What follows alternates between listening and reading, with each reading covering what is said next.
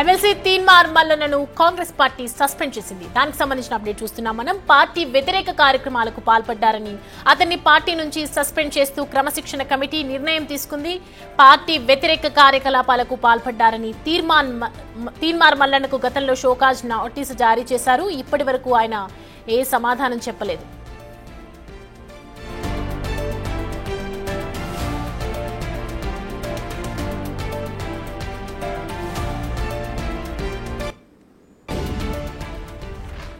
MLC Teenmar మల్లన్నను Congress party suspend చేసింది. Party వ్యతిరేక కార్యక్రమాలకు పాల్పడ్డారని అతన్ని పార్టీ నుండి సస్పెండ్ చేస్తూ క్రమశిక్షణ కమిటీ నిర్ణయం తీసుకుంది. పార్టీ వ్యతిరేక కార్యకలాపాలకు పాల్పడ్డారని తీన్మార్ మల్లన్నకు గతంలో కూడా షోకాజ్ నోటీసులు జారీ చేసింది.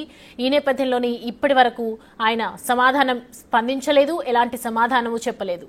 ఇప్పటికీ పార్టీ లైన్ దాటి వ్యవహరిస్తున్నారని కూడా క్రమశిక్షణ సంఘం అభిప్రాయపడింది. ఈ మేరకే తీన్మార్ మల్లన్నపై వేటు వేశారు.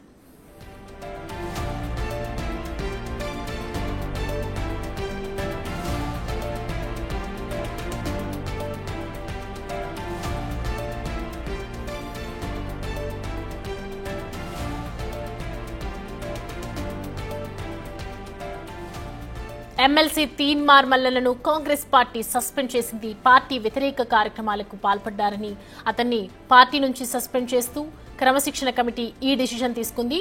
పార్టీ వ్యతిరేక కార్యకలాపాలకు పాల్పడ్డారని తీన్మార్ మల్లన్నకు గతంలో కూడా షోకాజ్ నోటీస్ జారీ ఇచ్చింది. ఇప్పటి వరకు ఆయన సమాధానం చెప్పలేదు, స్పందించకపోగా ఇప్పటికీ పార్టీ లైన్ దాటే వ్యవహరిస్తున్నారని క్రమశిక్షణ సంఘం అభిప్రాయపడుతూ ఈ మేరకు ఆయనకు తీన్మార్ మల్లన్నపై అనర్హత వేటు వేశారు.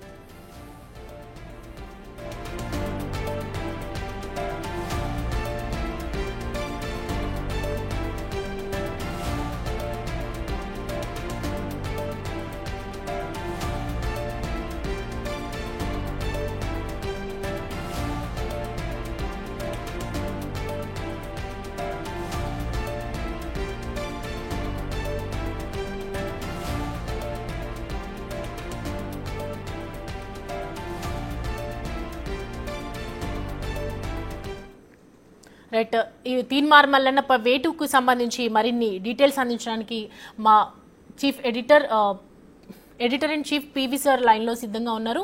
సార్, చూస్తూ ఉన్నాం మనము ఎమ్మెల్సీ సంబంధించి తీన్మార్ మల్లన్నపై అనర్హత వేటు పడింది. సో క్రమశిక్షణ సంఘం తీసుకున్నటువంటి డెసిషన్ ఏ విధంగా చూడాలి సార్? సౌమ్య, అంటే పార్టీ ఇటీవల కాలంలో నిన్నే విస్తృత స్థాయి సమావేశం జరిగింది. కాంగ్రెస్ పార్టీ కొత్త ఇన్ఛార్జి మీనాక్షి నటరాజన్ కూడా ఆ సమావేశానికి హాజరయ్యారు. చాలా విషయాలు ఆమె మాట్లాడటం జరిగింది. అంటే పార్టీ ఎవరు కూడా ఎటువంటి క్రమశిక్షణ ఉల్లంఘించకూడదు అనేటువంటిది ముఖ్యమంత్రి కూడా ఒక సంకేతం ఇచ్చాడు. మంచి విషయాలు మైక్ లో చెప్పాలి, చెడు విషయాలు చెవిలో చెప్పాలి. కానీ కొంతమంది చెడు విషయాలు మైక్ లో చెప్తున్నారు, మంచి విషయాలు చెవిలో చెప్తున్నారని వ్యంగ్యంగా మాట్లాడినప్పటికీ దాని వెనకాల చాలా అర్థం ఉంది అనేటువంటిది మనకు అర్థమవుతుంది. నిన్న ముఖ్యమంత్రి ఆ మాట 2 సార్లు రిపీట్ చేశాడు. మంచి విషయాలకు వచ్చినప్పటికీ మాత్రం మైక్ లో చెప్పట్లేదు, చెవిలో చెప్తున్నారు. చెడు విషయాలకు వచ్చేటికి మైక్ లో చెప్తున్నారు అన్నారు. అది అప్పుడే దాని మీద విస్తృతంగా ఎవరిని ఉద్దేశించి ఈ వ్యాఖ్యలు చేశారు, దేనికి చేశారు ముఖ్యమంత్రి అనేటువంటిది జరిగింది. అంత ముందు నుంచే షోకాజ్ నోటీస్ ఇచ్చారు తీన్మార్ మల్లన్నకి. తీన్మార్ మల్లన్న కొంత ఎక్స్ట్రీమ్ గా వెళ్ళి, అంటే పార్టీ లైన్ కి భిన్నంగా ప్రభుత్వం తీసుకునే నిర్ణయాల మీద మరి విమర్శించడం వేరు, విమర్శించడం కన్నా కొంత పరిషత్ పదజాలం, అన్పార్లమెంటరీ లాంగ్వేజ్ వాడి మరి ఈ బీసీ కులగన్న అనేది దేనికి పనికి వస్తుంది, అక్కడ దుడుచుకోవడానికి వస్తుంది, ఇక్కడ దుడుచుకోవడానికి పనికి వస్తుంది, అది ఫిష్ పేపరు అని ఇట్లా కొంత చాలా అంటే ఎవరు కూడా అంగీకరించలేని అంశం అది. అంటే బహుశా పార్టీ విధాలు నిజంగానే తప్పున్నా ప్రభుత్వం మీద విమర్శ చేయొచ్చు, కానీ బీసీ సంఘాలు కూడా చాలా విమర్శలు చేశాయి, ప్రతిపక్షాలు కూడా విమర్శలు చేశాయి, చేయలేదని కాదు. కానీ అదే బీసీ సంఘాలని మంత్రి పొన్నం ప్రభాకర్ పిలిచి మాట్లాడలేదు. అదేవిధంగా ఓసీ వర్గీకరణ విషయంలో కూడా మాట్లాడారు. కృష్ణమాదిగని పిలుచుకొని ముఖ్యమంత్రి మాట్లాడారు. అవన్నీ ఒక సిస్టమ్ ఉంది. కానీ ఇక్కడికి వచ్చేప్పటికి ఏంటంటే అసలు ఒక రకమైనటువంటి వాతావరణం, అంటే ఇక మళ్ళీ కుదరదు, ఇక మళ్ళీ కలిసి మాట్లాడుకోవడానికి వీలు లేని ఒక పద్ధతుల్లో ఆయన యొక్క పదజాలం వాడినటువంటి పదజాలం ఏదైతే ఉందో మొహాలు కూడా చూసుకోవడానికి వీలు లేని విధంగా, కలిసి కూర్చొని మాట్లాడుకోవడానికి వీలు లేని విధంగా ఆ పదజాలం వాడటం అనేటువంటిది అది కొంత అందరికీ అభ్యంతరకరంగా ఉంది. మరి టార్గెటెడ్ గా కులాన్ని టార్గెట్ చేసి, రెడ్డి కులాన్ని టార్గెట్ చేసి మాట్లాడటం, వరంగల్ సభలో మాట్లాడటం అనేటువంటిది కూడా కొంత బాగా ఒక పక్కన ప్రభుత్వం తీసుకున్న బీసీ కులగణ మీద ప్రభుత్వం తీసుకున్న నిర్ణయాన్ని తప్పుపట్టడం, దాంట్లో లోపాలు ఉన్నాయంటాం వేరు, అసలు అది దేనికి పనికిరాదు, తుడుచుకోవడానికి కూడా పనికిరాదు అనేటువంటి పద్ధతుల్లో ఆ పదాలు వాడాల్సిన అవసరం లేదు. అంటే ప్రభుత్వాన్ని తీసుకున్న నిర్ణయాల్లో తప్పుంది, ఇది ప్రభుత్వం సరి చేసుకుంటే బాగుంటుందని ఆయన కాంగ్రెస్ పార్టీ బీఫామ్ మీద ఎమ్మెల్సీగా గెలిచిన వ్యక్తి, కాంగ్రెస్ పార్టీ కండవ కప్పుకొని పార్టీలో చేరిన వ్యక్తి, కాబట్టి కాంగ్రెస్ పార్టీ ఎన్నికల ప్రచారం చేసినటువంటి వ్యక్తి కదా. అటువంటి వ్యక్తి పార్టీకి సంబంధించిందంటే ముఖ్యమంత్రిని కలవచ్చు, చెప్పొచ్చు, ప్రభుత్వం తప్పులుంటే ప్రభుత్వమే చెప్పొచ్చు, పార్టీ తప్పులుంటే పిసిసి చీఫ్ మహేష్ కుమార్ గౌడ్ కలిసి చెప్పొచ్చు. కానీ ఈ రెండు చేయకుండా బహిరంగంగా వేదికల మీదుగా ఇదే చివరి రేవంత్ రెడ్డి ముఖ్యమంత్రి చివరికి ఈయనే అవుతాడు అనే కామెంట్స్ కావచ్చు, రెడ్డి కులాన్ని టార్గెట్ చేస్తూ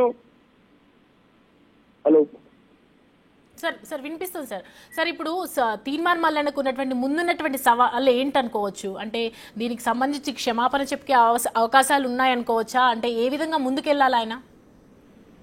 అంటే సరే, ఆయన ఒక ఎజెండా పెట్టుకొని బీసీ అనేటువంటి ఎజెండాతో ఆయన ప్రయాణం చేస్తున్నాడు. ఆల్రెడీ ఆయన కూడా బహుశా పార్టీలో మనం ఉంటే స్వేచ్ఛ ఉండదు, మనం ఏదంటే అది మాట్లాడుకోవచ్చు అనేది సస్పెండ్ చేసుకోవాలని కూడా అనుకున్నాడా అనేటువంటిది అనిపిస్తుంది. ఎందుకంటే ఆయన చదువుకున్న వ్యక్తి, జర్నలిస్ట్ గా పనిచేశాడు, కొంత అవగాహన ఉన్నటువంటి వ్యక్తి. కానీ అవగాహన ఉన్న వ్యక్తి ఆ రకంగా ఆ పదాలు వాడాల్సిన అవసరం లేదు. అది పార్టీలో ఉంటూ పార్టీని కూడా విమర్శించారంటే గతంలో కూడా చాలా మంది కాంగ్రెస్ పార్టీలో ఉంటూ కాంగ్రెస్ నాయకత్వాన్ని విమర్శించిన వాళ్ళు ఉన్నారు, లేరని ఏం లేదు. కానీ ఆ పదాలు వాడేటప్పుడు కొంత జాగ్రత్తగా పదాలు వాడటం, ఒకసారి వారు వదిలేశారంటే కాదు, పదే వాంటెడ్లీగా ఆయన మాట్లాడుతున్నాడు. వాంటెడ్లీగా మాట్లాడటం వెనకాల బహుశా ఆయన ఒక ఎజెండాతో ఉన్నాడా అంటే బీసీ ఎజెండాతో ముందుకు పోవాలంటే కాంగ్రెస్ పార్టీలో ఉంటే అది సాధ్యం కాదు, కాబట్టి కాంగ్రెస్ పార్టీని వేడాలి, కాంగ్రెస్ పార్టీని ఆయన కూడా వేడొచ్చు, కానీ సస్పెండ్ చేసుకోవాలనుకున్నాడా? ఎందుకంటే రాజీనామా కూడా చేసి వెళ్ళిపోవచ్చు, కానీ రాజీనామా చేసి వెళ్ళటం కన్నా సస్పెండ్ చేసుకోవడం ద్వారా సానుభూతి వస్తుంది అనేటువంటిది అన్న మరి ఆయన స్ట్రాటజీ ఏంటో. కానీ బీసీ ఎజెండాలో ప్రయాణం చేయాలనేటువంటిది ఒక నిర్ణయానికి వచ్చాడు, ఆ ఎజెండాతో ప్రయాణం చేస్తున్నాడు.